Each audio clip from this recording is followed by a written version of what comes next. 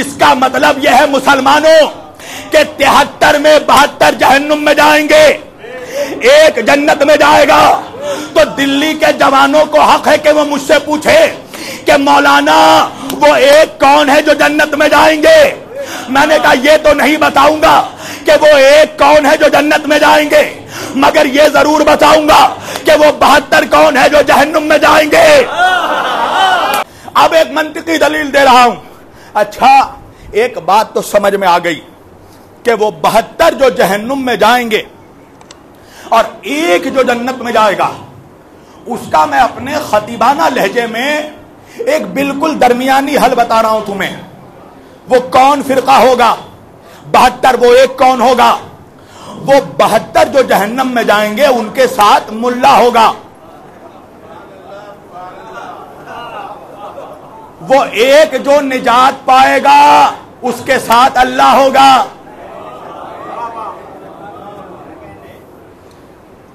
چلیے نہیں پہنچے بہت لوگ، اور اگر پہنچ جاتے تو میں کلکتے سے دلی کیا کرنے آتا۔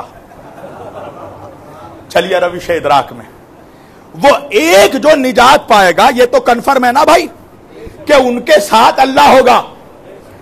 اب ہم دیکھتے ہیں قرآن میں اللہ کس کے ساتھ ہے۔ نماز فروع دین میں سب سے بڑی عبادت ہے نا، مگر مجھے قرآن کی 6666 آیتیں، اچھا جو 6666 میں نے بولا ہے نا اس کی میں بعد میں دلیل دوں گا۔ 6666 آیتوں میں ایک آیت دکھا دو اللہ نے کہیں کہا ہو کہ میں نمازیوں کے ساتھ ہوں۔ ایک آیت مولویت چھوڑ دوں گا، ایک آیت اللہ نے کہا ہو کہ میں نمازیوں کے ساتھ ہوں، نہیں کہا۔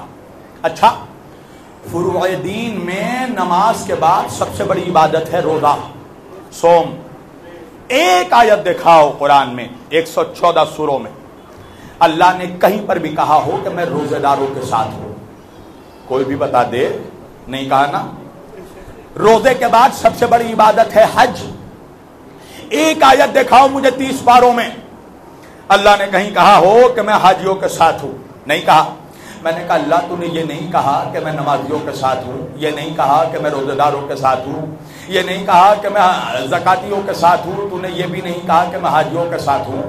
کم از کم اتنا ہی کہہ دیتا کہ میں مولویوں کے ساتھ ہوں، سارا مولوی خوش ہو جاتا، ختم ہو گئی بات۔ مگر اللہ نے قرآن میں کہیں نہیں کہا کہ میں مولویوں کے ساتھ ہوں، میں مفتیوں کے ساتھ ہوں، میں روزے داروں کے ساتھ ہوں، میں حاجیوں کے ساتھ ہوں۔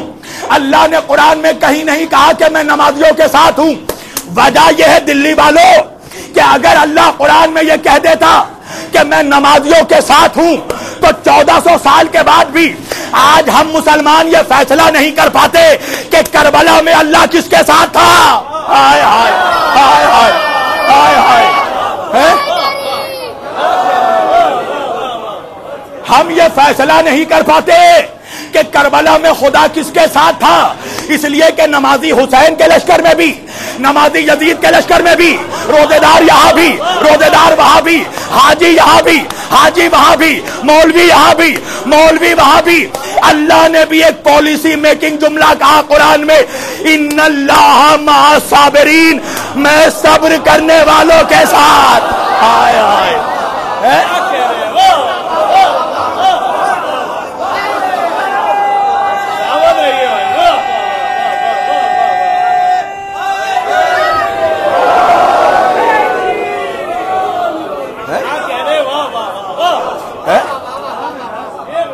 پالیسی میکنگ جملہ اللہ کہتا ہے ان اللہ مع الصابرین۔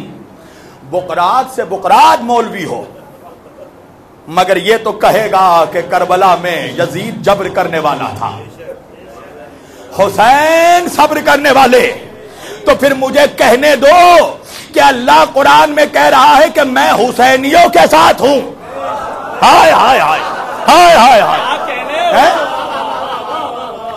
اللہ کہہ رہا میں ان نمازیوں کے ساتھ ہوں جو حسین کی صف میں نماز پڑھتے ہیں، میں ان روزے داروں کے ساتھ ہوں جن کے دلوں میں عشق حسین ہے۔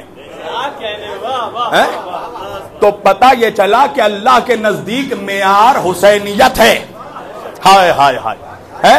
چلیے آپ چاہتے ہیں زبردستی مجھ سے بلوانا تو اب بول ہی دیتا ہوں میں اور کھول ہی دیتا ہوں. اب میں تو یوں ہی کھولنے میں بدنام ہوں.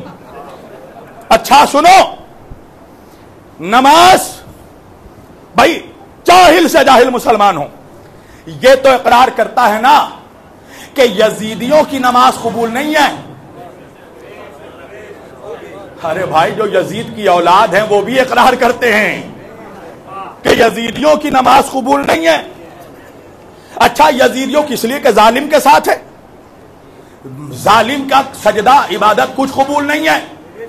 تو بھائی جب یزیدیوں کی نماز قبول نہیں ہے تو مجھے یہ بتاؤ کہ وہ نماز جو خود یزید کے لشکر میں رہ کر پڑھی گئی ہو،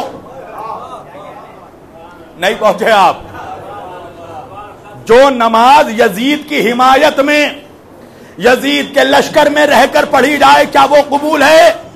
کہ مولانا قبول نہیں ہے. تو میں نے کہا یہ بتاؤ حور نے زندگی بھر نماز کہاں پڑھی ہے؟ اچھا حور شب عاشور تک یزید کے لشکر میں ہے، 2 محرم کو نماز پڑھی ہے مگر حسینی بن کر نہیں، یزید کی ہی فوج میں تھا. تو شب عاشور تک نماز یزید کے لشکر میں حور نے پڑھی. جب بیٹے نے کہا کہ بابا چلیے تو حور نے کہا کہ رات کی تاریکی میں نہیں جاؤں گا ورنہ یہ کہہ دیں گے کہ حور ڈر کر چلا گیا، میں صبح کے اجالے میں جاؤں گا.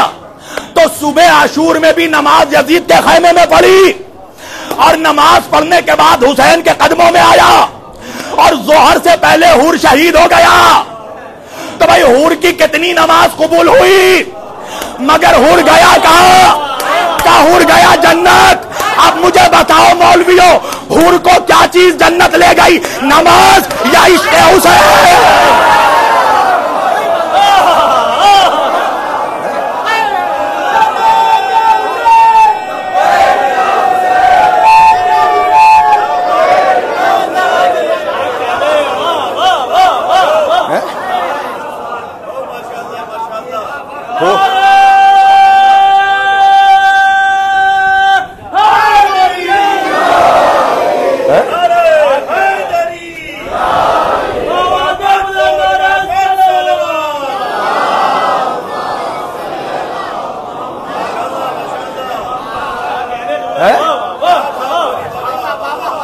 حور کو علیہ السلام کس عمل نے بنایا ہے؟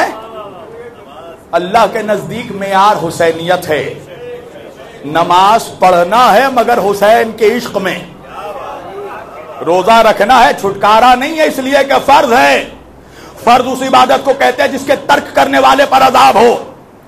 روزہ فرض ہے مگر رکھو مگر حسین کی محبت میں. حج کرو مگر یہ بھی دیکھو کہ احرام میں خنجر چھپا نہ ہو. حسین کے عشق میں تو پھر تو عبادت ہے. ورنہ اللہ کہہ رہا ہے کہ ایک جنت میں، رسول اللہ کہہ رہے ایک نجات پائے گا.